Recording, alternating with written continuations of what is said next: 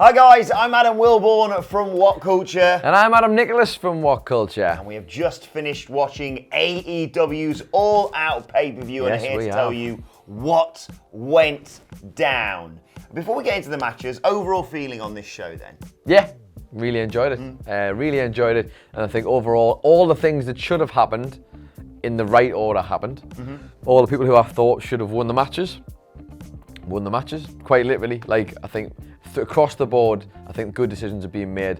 I think some fans may want to nitpick perhaps between what they were expecting in matches and what they might have got in terms of the actual match itself. But I personally think that all the matches have delivered exactly how I wanted them to. Yeah, I think, there was a talk in the comment section of people being disappointed that Jon Moxley didn't show up. Yeah. And of course, with all the speculation swirling around and All Out being in Chicago and 100%, fools 100%. Fools saying that it was going to happen. CM Punk did not show up, but that didn't take away from the show. Absolutely not. And certainly didn't take away from the conclusion of the show, and I'm inclined to agree with you. It was the right decision, but we'll get into that as we get into that match. Let's quickly start on the pre-show, the buy-in as it is called. Indeed. Which of course featured the 21 women casino battle royal to crown it's kind of the number one contender. There was two sort of number one contenders There was indeed. throughout the evening. And, well, we had lots of surprise appearances in this battle royal. And as you said, the right person won it. The right person won it. Again, they've been making the correct decisions. We saw a whole host of new additions, whether they're permanent or temporary. We saw the likes of Tenille Dashwood, who we were reliably informed is still working for Impact Wrestling. So maybe that might have been just a one-off appearance. But the likes of Bea Priestley, who we know very well from our WCPW. Jazz made her appearance. Great reaction for her. Great reaction for Jazz. Ivelisse, we've all seen these guys and gals who were put on the show in the, what was it, like the buy-in? Yeah. I think it was on like the road to all. Yeah, the road to all out. Yeah. And you were particularly excited by the woman who drew the Joker card. I was indeed, because I wasn't expecting it at all. Mercedes Martinez turned up for AEW. Now, if she's a permanent signing, honest to God, she's so talented, and it's one of those where you could tell she was in NXT for a bit. She did the Mae Young Classic. She's one of those they were never gonna win something big, but I would like to see her in AEW getting a chance because she is across the board a fantastic wrestler and very well respected amongst all of the women, undoubtedly probably in that locker room too. She had a great showing. I think she made it down to the final four. She was then eliminated by a team up of Britt Baker and Bea Priestley. Bea Priestley was then eliminated by Britt Baker, and you thought, here we go, showdown between Nyla Rose and Britt Baker. But Bea Priestley distracted Britt Baker.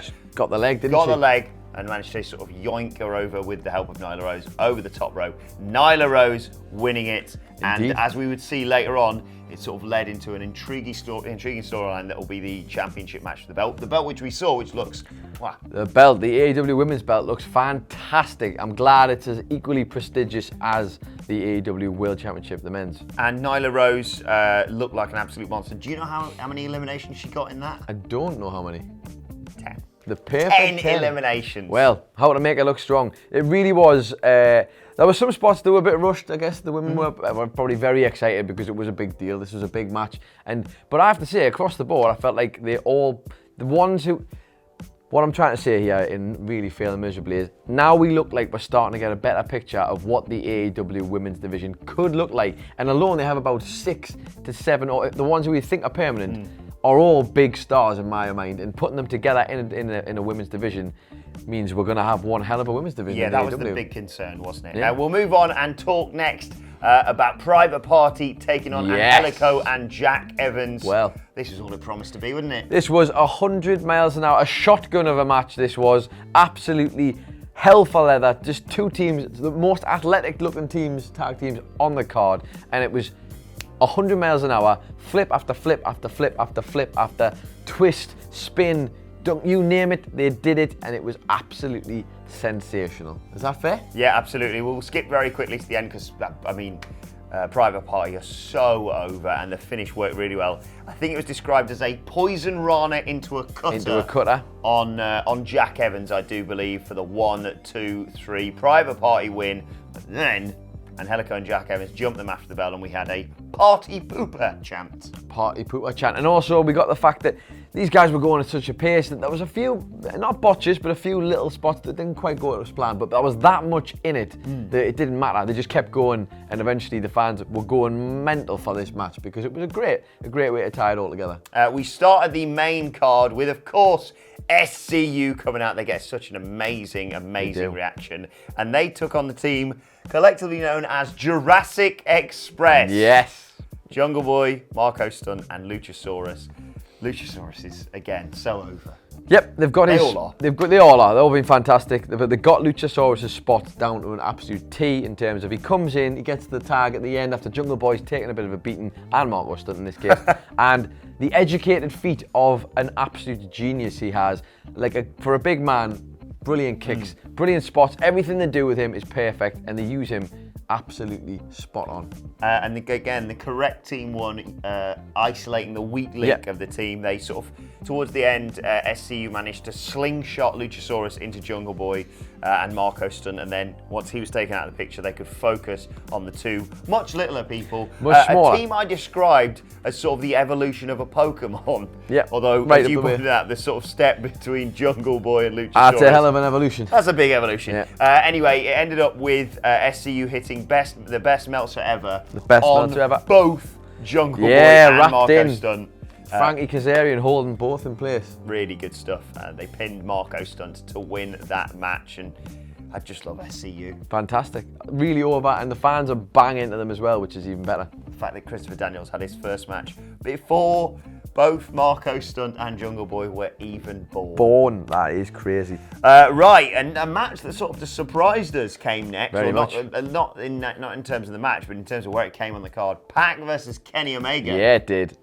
Thoughts? Really good. I just was kind of lost in it for a little while because it was two guys I've never really thought I was going to get to see wrestle against each other. I haven't had that feeling in a while where it's been, holy mother of, that match is happening, and it was, the two of them really know how to work the crowd and really know how to put together, and the beatings they gave each other. The beatings that they gave each other, but also the bits at the beginning where they just wanted to kind of showboat a little bit, of showboating. show each other up.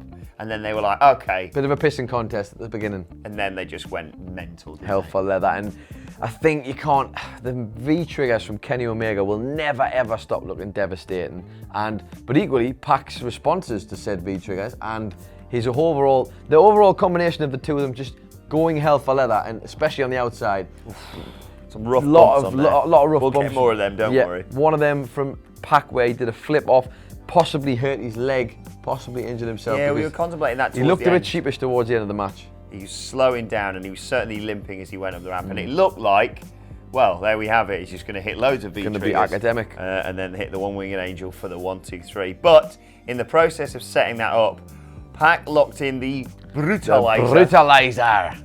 And it was fascinating. Omega slowly just faded away, dropped down to the mat. It was a really great little story with that.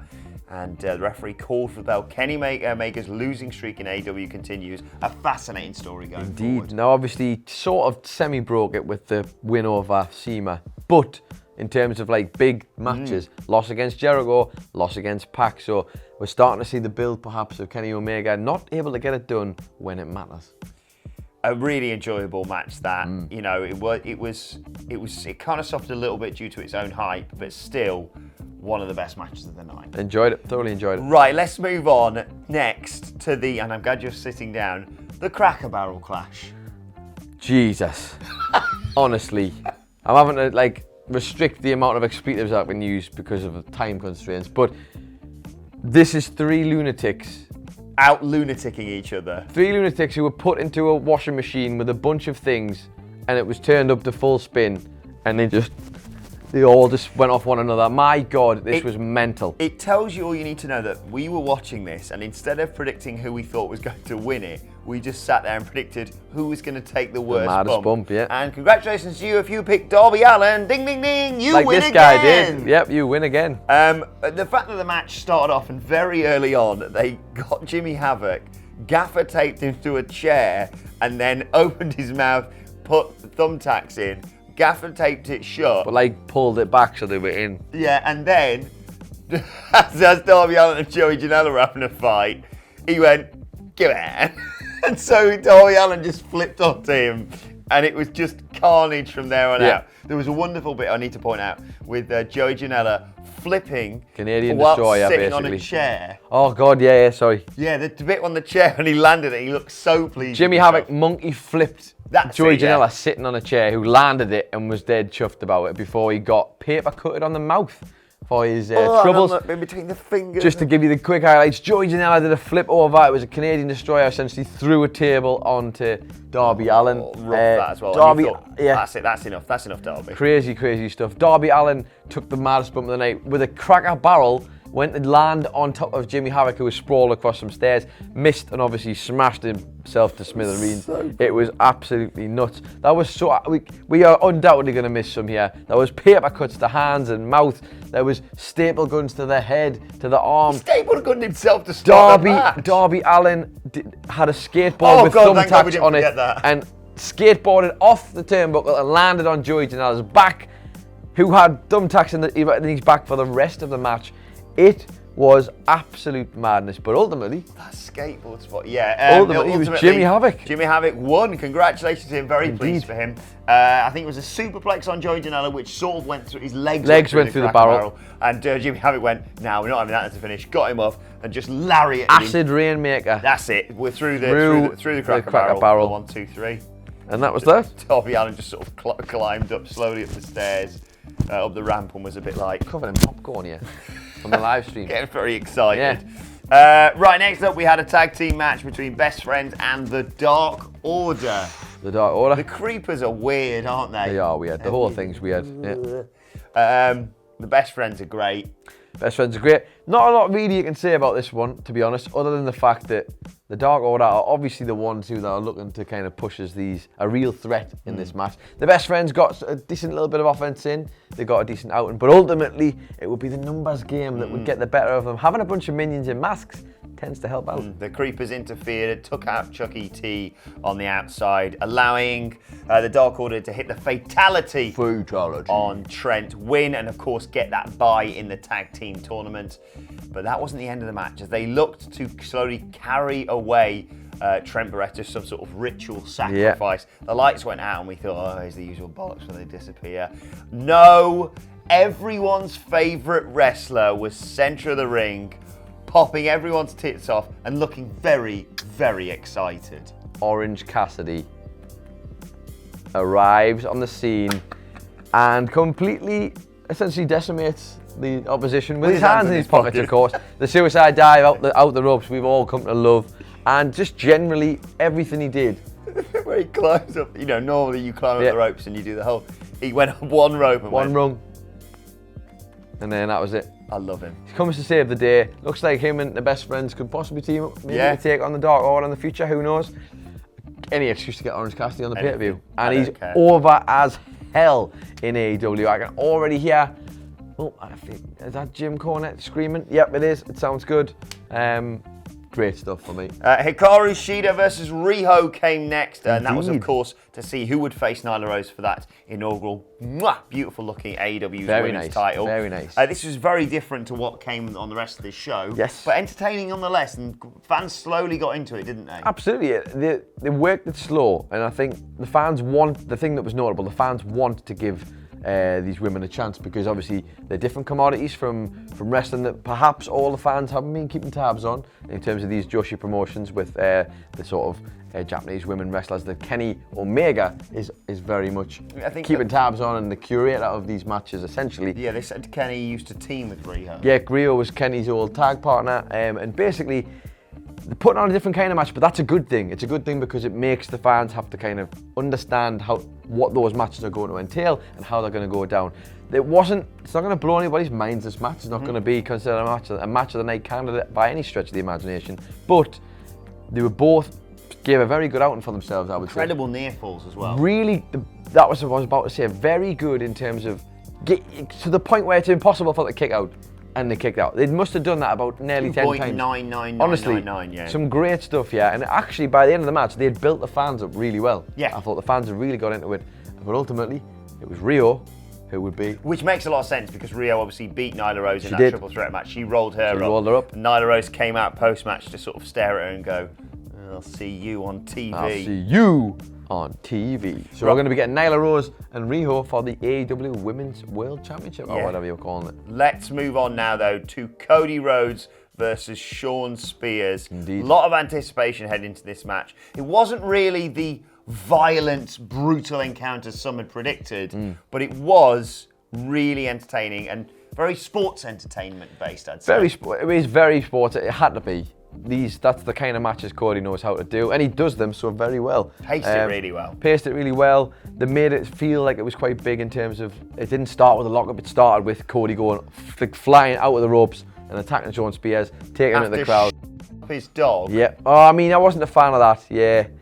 They took Pharaoh out for the entrances, and the fireworks were going off, and the Dogs dog and was. pyro don't mix. Doesn't mix. Yeah, I wasn't a fan of that. But other than that, everything after that was great. Just it had the intensity, but also had the storytelling you'd expect from a Cody match in terms of he knows how to play the beats. He knows how to tap into the times when he sort of can channel the powers of his father in terms of like that history of being a great storyteller and a great raconteur. And just Shawn Spears didn't let himself down at all. I would have liked to have seen a little bit more from him, I think, maybe overall. But the storytelling as well with Tully Blanchard, who was fantastic. MJF was a star of the show on the side as well for Cody. You had a whole lot going on here that was really, really well worth it. Yeah, you had Tully Blanchard, doing the typical distracting the referee. There was a moment where he gave him his belt so he could whip Cody Rhodes with that and sort of fired Cody up and got the crowd really into this match. The crowd were really, really into Cody specifically in this match. And then we got a fantastic spot. These two were killing themselves in the ring, but it came down to MJF and Tully Blanchard squaring off. Tully Blanchard tapes his fists up, Rattling ready each to other. throw down. He starts, after MJF threw his scarf at him, he starts throttling him. MJF gets super kicked out of the ring, and it looks like, the heels are going to get the advantage. But oh no. Oh no. Just as things were starting to look a bit hectic on the outside, and Shawn Spears was sort of admiring everybody's handiwork from the middle of the ring.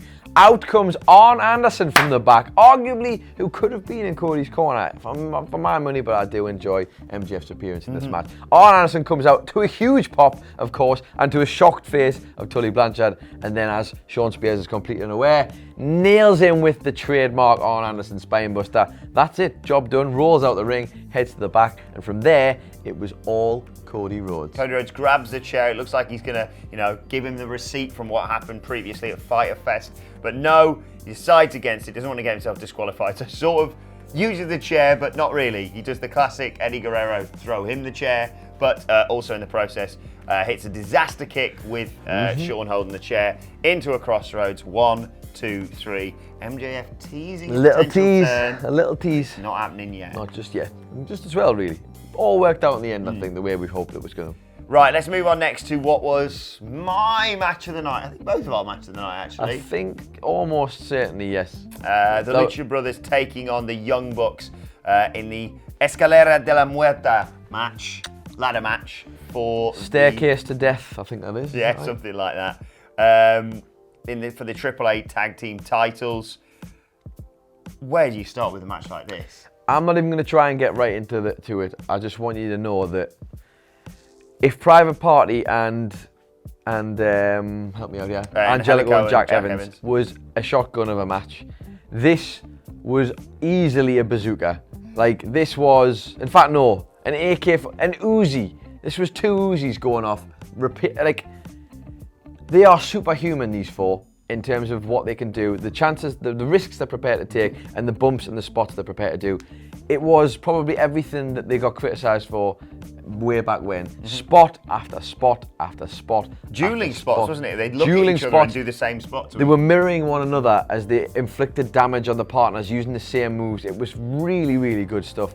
And just the constant back and forward. And you thinking, this is a spot too far, isn't it? No, it's not. Let's just do it anyway. Rey Fenix is crazy. Penta is crazy. The Young Bucks, the stuff you wouldn't expect. The Young Bucks are mad as well. It was just the whole thing was excellent, but just if you've got heart problems, don't invest in that because it's just. It was, Ray Phoenix dancing along the ropes as he always does before he flips into everybody, looking phenomenal. If he's injured, he certainly didn't show it. Yeah. There was Penta doing stuff that defies gravity. There was a sling blade he did over a ladder and stuff. It was amazing stuff. Big bumps of the night probably come for both the Young Bucks, in fairness. Yeah, hope you're all right, boys. Nick Jackson was on the ladder and got pushed off the ladder, but as he was trying to clear the ropes to go through the two tables on the outside, kind of didn't go far enough. He didn't jump, he just let himself go. And his heels clipped the top of the ropes, which sort of changed his trajectory. So he sort of smashed diagonally through one of them and smashed his head off the other one without it breaking.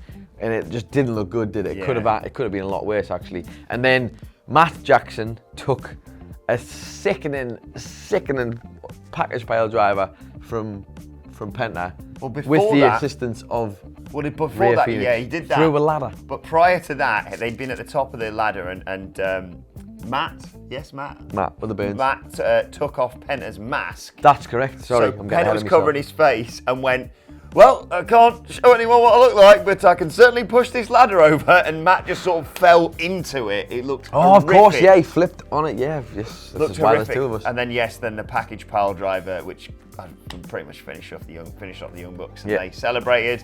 There you have it. The Lucha Bros are the AAA Tag Team Champions, but hadn't finished. An interference from two dead presidents there, but ex-presidents, because Bill Clinton's still kicking around. Bill Clinton mask on one and a JFK mask on the other. But after beatdowns on both the Young Bucks and the I think one of them might, I think Nick might have still just been going, the Lucha Bros, the masks were revealed, and it turns out, not sure if they're going to be using this name, but LAX have arrived in AEW. And huge pop for them. Huge pop, big pop, and that tag division now is looking ridiculously stacked. Let's move on to the main event of the evening to see who would be crowned the inaugural AEW World Champion. It was Chris Jericho versus Hangman Page, who came out on a horse. Because he's a effing horse. Yeah. Nearly lost it there. Cowboy. He's a cowboy. Brilliant. The horse alone should have won the match. I would have the horse as the champion if it was that good. Yeah. Loved that. Thought it was a great addition. Really added some sort of majesty to this one in terms of it was prestigious. This was a big match and all the stops were being brought out. These two put together, it was a hard-hitting match, of course, as you can imagine, between two guys like this. And Jericho, he knows what he's doing, doesn't he? He's not daft. And he really brought the viciousness. They both did, in fairness. There was even a spot where Hangman smacked Jericho above his eye to mimic the eye cut which he had received from Jericho. An eye for an eye, it would seem, as Jericho definitely bladed to get this big stream of blood. But it was all worth it because it made for such a good visual. Yeah, exactly. A lovely callback there, and it looked like Hangman Page was gonna do it. He'd been put in the walls of Jericho numerous occasions and managed to fight out of it, and he looked like he was gonna win the match. His hard-hitting maneuvers that he can hit. They both kicked out of each other's finishers. We'd had Hangman Page looking like he'd almost won it, and then it didn't happen. But going for his finisher and getting hit with a code breaker. Yeah, there was so many back and forward moments, but you're just starting to get that feeling that maybe it was going to be Jericho's for the taking, and sure enough, he did not disappoint. Yeah, rolled through the sort of a series of reversals from the bookshot. Series of reversals, and all of a sudden, out of absolutely nowhere, you called it, Judas effect from Chris Jericho on Hangman Page, and people don't get up from that. Count to 1,000 because they're protecting this finisher, and Jericho is obviously wanting it to be the big finish to his matches. Kenny Omega down in one, Hangman Page down in one, and your first ever AEW World Champion is Chris goddamn Jericho. And I think it's the right decision, as you said, just because you listen to the crowd reaction as well. If you were judging it literally halfway through the match, you'd say, yeah, you already said it's probably not the right time just yet. I don't think so. And in terms of getting eyes on the product, if you can say to casual fans, Chris Jericho's champion there, then that's probably going to get more eyes on it. But also, yeah, it gives Hangman Page a story, and it's, in terms of the crowd reaction on the night, it was the right person to give him that title. It was the right move, full stop. It gives everybody somebody to chase. It gives Jericho the purpose to be a real heel swine. And also, it gives him the thing that he was looking for, to be the top guy in a company where he wasn't getting that at WWE. And I don't think Vince McMahon was ever going to see him that way. No. But all in all, a really, really entertaining pay-per-view. All out all. All Out All, indeed. Really entertaining pay-per-view, the right decisions made, and building lots and lots of intrigue. We talked about it there, you know, the feuds that will continue, the new arrivals, the matches we've already got to anticipate. In terms of heading towards TV on TNT in October, they've done exactly the right thing here, haven't they? I think so. They've got enough interest, and I actually like the fact that we didn't get a Moxie or even a CM Punk, because it focuses on what they have got, and what they have got is more than enough to deliver on TV and more than enough to deliver as AEW. Plus, I think if they'd have done any more sort of surprise appearances or attacks or anything, it might have. You don't want to water it down. Others, no, absolutely. And we don't want to be repeating that finish of a new person turning up and all that kind of thing. I think all the right choices were made, and I'm really looking forward to seeing where they go from here. Mox will be back soon enough anyway. Absolutely. Right, let us know your thoughts on All Out in the comment section below, and don't forget to like, share and subscribe, and let us know your thoughts on Twitter at WhatCulture WWE, and make sure you subscribe to WhatCulture Wrestling for daily wrestling podcasts as well. Myself and Adam Nicholas are off to talk in more detail about this show in just the next few minutes. And you can follow both of us on Twitter. You can follow him at It's Adam Nicholas. You can follow me at Adam Wilborn. You can follow us all at WhatCulture WWE. This has been AEW's All Out What Went Down. Went Down. My thanks to Adam Nicholas. Thank you for watching, and we will see you soon.